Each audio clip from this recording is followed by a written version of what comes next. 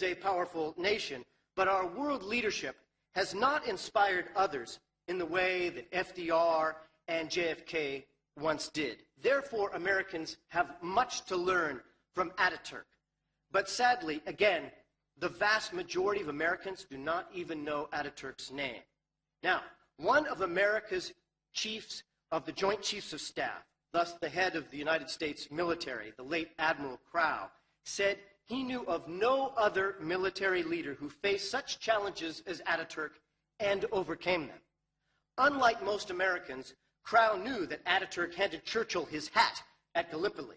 And Admiral Crowe noted that in the later Turkish War of Independence, Ataturk raised and trained an entire military from scratch, indeed creating on the fly the industry to support that military, then succeeded in gaining independence against multiple Western powers.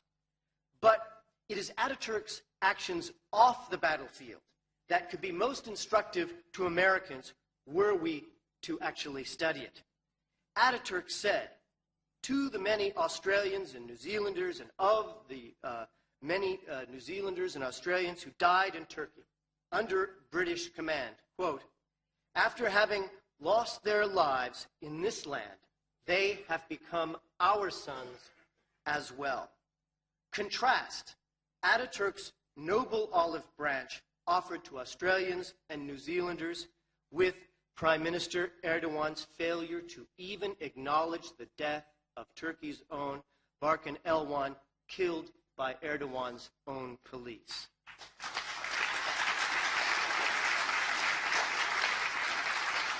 Now, I know that you know the history of Ataturk, but American fundamentalists, the religious fundamentalists, the many American theocratic politicians whom I write about in my book could learn from the founder of the Republic, because it was Ataturk who separated religion from state, gave women voting rights early, granted equal marriage rights, dramatically increased literacy, with compulsory secular education, instituted civil law, and in so many ways directly defied religious conservatives in a way that should be instructional in America as our separation of religion and state crumbles before us.